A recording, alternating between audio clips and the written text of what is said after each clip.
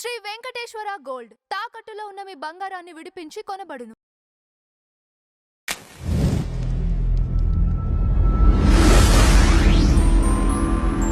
Ma'am, Kadapa పెద్ద దర్గా కూడా వెంకటేశ్వర స్వామివారి ఆలయమే అనే వివాదం కూడా బయటకు వస్తుంది మ్యామ్.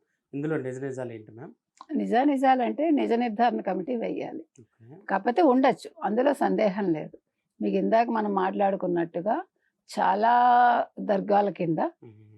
గుళ్ళుంటాయి, బయటపడతాయి. అవి శివాలయాలు కావచ్చు, విష్ణువాలయాలు కావచ్చు, ఏ ఆలయాలైనా. ఎందుకంటే మీకు దండయాత్ర జరిగినప్పుడు బలవంతంగా హిందువులకు సంబంధించిన దేవాలయాల్ని ఆక్యుపై చేశారు. కాబట్టి వీళ్ళు మరి ముస్లిమ్స్ ఇట్లా చేయడాన్ని వాళ్ళు సమర్థించుకుంటే మనం ఏం చేయలేం కదా. అది వాళ్ళ సంస్కారం, అంతే, అంతకుమించి మనం మాట్లాడం. కాకపోతే ఏంటంటే చుట్టూ మీకు ఇవి ఉంటాయి, సత్రాలు ఉంటాయి. మీకు ముస్లిమ్స్కి సత్రాలు ఉండవు, హిందూ దేవాలయాలకే సత్రాలు ఉంటాయి. మనకి ఎప్పుడూ కూడా దేవాలయాలు ఒకప్పుడు బాటసార్లకి ఆలవాలంగా ఉండేవి. వాళ్ళు వచ్చి అక్కడ పడుకోవటానికి. ఎందుకంటే పూర్వం అసలు ఇంత జనాభా లేరు, ఇంత పెరగలేదు, ఊళ్ళు పెరగల. ఒక చోట నుంచి ఒక చోటుకి వెళ్ళాలంటే అడవులు ఉండేవి. సో వాళ్ళు రాత్రి దేవాలయాల్లో నిద్ర చేసేవాళ్ళు. లేదు, మనకి పూటకోళ్ళమ్మలు, మీరు చదువుకుని ఉంటారు కథల్లో. అది పూటకోళ్ళమ్మ అంటే మనకి వంట చేసి పెడతారు వాళ్ళు అప్పటికప్పుడు వేడిగా, ఏదో ఎంతో రూక ఎంతో తీసుకుని పెడతారు. సో ఈ సత్రాలు అనేవి అట్లాగా. సో మనం ఉండడానికి కొంచెం డబ్బులు ఇస్తే వాళ్ళు మనకి తిండి పెడతారు. లేదు, ఉచిత సత్రాలు కూడా ఉంటాయి. చాలామంది వాళ్ళ పెద్దవాళ్ళు, డబ్బులున్న వాళ్ళు వాళ్ళ పేరు మీద సత్రాలు నడుపుతారు. అందుకనే మీకు ఎక్కువ మన దేవాలయాలన్నీ కూడా మీరు ఒకటి గమనించండి, అందరికీ బాటసార్లకి ఒక భోజనం పెట్టే ఒక కల్పతరువులు ఇవన్నీ కూడా. మీకు ఎప్పుడు కూడా దేవాలయం అనేది ఓన్లీ దేవుడికి సంబంధించే ఉండదు, దేవుడికి భక్తులకి అనుసంధానంగా ఈ సత్రాలు ఇవన్నీ ఉంటాయి. అంటే మీరు వచ్చి ఏ సమయంలో అయినా ఇక్కడ ఉండొచ్చు, మీరు విశ్రాంతి తీసుకోవచ్చు, భోజనం దొరుకుతుంది, మీరు ఇబ్బంది పడక్కర్లేదు. ఇది చాలా గొప్ప విషయం కదండి. ఇప్పుడు నాకు నేను 100 రూపాయలు సంపాదిస్తే 10 రూపాయలు నేను ప్రజల కోసం ఇస్తున్నా, అంతేగాని పాస్టర్కి దశమ భాగం ఇమ్మని చెప్పినట్టుగా కాదు కదా. పాస్టర్ దశమ భాగం ఏం చేస్తాడు, ఆయన తీసుకుంటాడు. తీసుకుని మళ్ళీ ఇంకేం చేస్తాడంటే ఆ గ్రూపులు తయారు చేసి వాళ్ళని తెల్లారగట్టు ఊళ్ళ మీదకి పంపుతాడు మత ప్రచారానికి.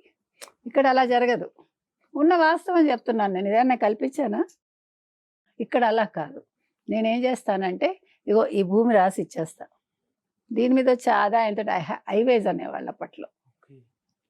ఆ ఆదాయాన్ని హైవేజ్లు అనేవాళ్ళు, హైవేజ్ రెండు అనేవాళ్ళు. అది ఇక్కడ సత్రాలు కట్టి వాళ్ళకి భోజనం ఇచ్చేవాళ్ళు సంవత్సరం పొడుగున. ఇంత గొప్ప విషయాలు ఇవి. సో భోజనము దొరుకుతుంది, ఒకరికి పని దొరుకుతుంది, మీరు కడుపు నిండా తిని ఆ దేవుణ్ణి దర్శించుకుని ప్రశాంత మనసుతోటి వెళ్తారు. సో మన దానికి ప్రతిదానికి ఈ ధార్మికతకి సంబంధించి ఒక మానవత ఇది కూడా ఉంటుంది, దృక్పథం అనేది. మీరు అది గమనించండి. మనుషులే కాదు, పశుపక్షాదులే కాదు, ఒక దేవాలయాన్ని ఆలవాలం చేసుకుని ఉంటాయి. అందుకని మనం ఏదో ఒకటి మాట్లాడేయడం, ఏముంది హిందూ మతం, లేకపోతే ఏంటి ధార్మికత అంటే ఏంటి, ధర్మం అంటే ఏంటి. ధర్మం అంటే ఏంటి, మీ జీవితాన్ని మీరు పొద్దునుంచి సాయంత్రం వరకు మీకు మీరే నియమబద్ధంగా జీవించటం, కనీసం పక్క వాళ్ళని ఇబ్బంది పెట్టకుండా, పక్క వాళ్ళని తిట్టకుండా ఉండడమే ధర్మబద్ధంగా జీవించటం నా ఉద్దేశం. మీ ఆ భోజనం మీరు చేసి పక్కవాడి రూపాయి తినకుండా మీరు కష్టపడి సంపాదించుకుని ఒక సమయాన్ని పాటిస్తూ ఆరోగ్యాన్ని కాపాడుకుంటూ, ఇవి కదా ధర్మబద్ధంగా అంటే ఏంటి. అంతే. ఇప్పుడు ఓ పూట భోజనం చేస్తాం, రాత్రి సింపుల్గా తినాలి అంటే మన శరీరం తేలిగ్గా ఉంటుంది, బుద్ధి వికసిస్తుంది. మీరు నిజంగా ప్రతిదీ మీరు గమనించుకోండి. మీరు ఎంత తక్కువ తింటే అంత హ్యాపీగా ఉంటారు, మనసు ప్రశాంతంగా ఉంటుంది, శరీరం సహకరిస్తుంది, బుద్ధి వికసిస్తుంది. సో అందుకని ఇవాళ మీరు కడప దర్గా తీసుకుంటే నేను ఇంతెందుకు చెప్పాల్సి వచ్చిందంటే, మీకు అవి సాక్ష్యాలు, ఆ చుట్టూ ఉండే సత్రాలు. సో దీన్ని లోతుగా ఎవరైనా తరచి చూసి దీని మీద పరిశోధన చేస్తే వాస్తవాలు వెలికి రావచ్చు.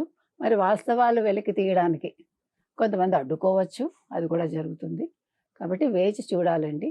ఏది ఏమైనా నేను ఇంకొక పాయింట్ ఏం చెప్తానంటే, మన ఇండియన్ ముస్లిం లీగ్ ఏదైతే కేరళలో ఉందో ఉమ్, వాళ్ళు ఏ ముస్లిమ్స్ కూడా ఎమ్మెల్యేలు ఎంపీలు ఎవరు కూడా హిందువులకు సంబంధించి అంటే లేదు గవర్నమెంట్ సంబంధించి కార్యక్రమాల్లో పాల్గొకూడదు, ఉమ్, దీపాలు వెలిగించకూడదు, ఉమ్, ఇవన్నీ ఒక ఫత్వా జారీ చేసింది.